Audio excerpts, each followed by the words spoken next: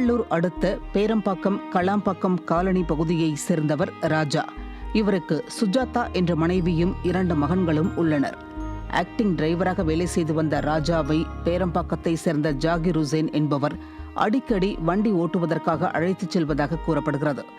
இதேபோன்று கடந்த அக்டோபர் மாதம் 16ஆம் தேதியும் ஜாகிர் ஹுசேன் சபரிமலைக்கு ராஜாவை ஆக்டிங் டிரைவராக அழைத்துச் சென்றதாக கூறப்படுகிறது. ஆனால் சபரிமலை அருகே நிலக்கல் என்ற இடத்தில் வைத்து ராஜா காணாமல் போனதாக அக்டோபர் மாதம் 18ஆம் தேதி ஜாகிர் ஹுசேன் போன் மூலம் ராஜாவின் மனைவி சுஜாதாவிற்கு தெரிவித்துள்ளார்.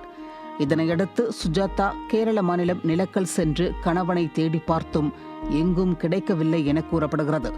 இதன் பின்னர் நிலக்கல் போலீசில் ஜாகிர் ஹுசேன் புகார் அளித்ததை தொடர்ந்து கேரள போலீசார் களாம்பாக்கம் காலனிக்கு வந்து விசாரணை செய்ததோடு திருவாலங்காடு போலீசிலும் தகவல் தெரிவித்துள்ளனர். மேலும் கணவர் மாயமானது குறித்து திருவள்ளூர் மாவட்ட காவல் கண்காணிப்பாளரிடம் சுஜாதா அக்டோபர் மாதம் 24ஆம் தேதி புகார் அளித்துள்ளார். ஆனால் திருவாலங்காடு போலீசார் இது தொடர்பாக வழக்கு பதிவு செய்யவில்லை என கூறப்படுகிறது.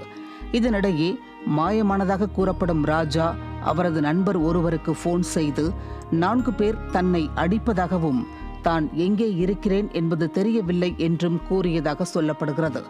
இந்த நிலையில் கணவர் காணாமல் போய் 2 மாதத்திற்கு மேலாகியும் காவல்துறை சார்பில் எந்த நடவடிக்கையும் எடுக்கவில்லை என சுஜாதா வேதனை தெரிவித்திருக்கிறார். 1.5 மாதம் ஆயிடுச்சு, ஆனால் அந்த மனு மேலே எந்த நடவடிக்கையும் எடுக்கல. அந்த ஜாகிர் பாய் 1.5 மாதம் கழிச்சு இப்போ தான் வந்துருக்கிறாரு வீட்டுக்கு, அவங்க வீட்டுக்கு வந்துருக்கிறாரு. அதையும் நான் ஃபோன் பண்ணி சொல்லிட்டேன், அந்த ஆள் வந்துருக்கிறாரு, வந்து விசாரிங்கன்னு சொல்லிட்டேன். ஆனால் யாரும் வந்து விசாரிக்கல. 1.5 மாதம் நான் 4-5 முறை சொல்லிட்டேன் ஃபோன் பண்ணி. திருவிழாங்காட்டுக்கு தான் அந்த என் கேஸ் இது பண்ணாங்க. அவங்களுக்கும் ஃபோன் பண்ணி சொல்லிட்டேன். அவங்களும் வாரம்னு சொல்கிறாங்க. ஆனால் ஒருத்தர் கூட வந்து இது வரைக்கும் விசாரிக்கல. இதனைத் தொடர்ந்து தனது கணவரை ஆக்டிங் டிரைவர் வேலைக்கு அழைத்துச் சென்ற ஜாகிர் ஹுசேனை விசாரணை செய்து கணவரை மீட்டுத் தர வேண்டும் என வலியுறுத்தி சுஜாதா மாவட்ட கலெக்டர் அலுவலகத்தில் புகார் மனு அளித்திருக்கிறார்.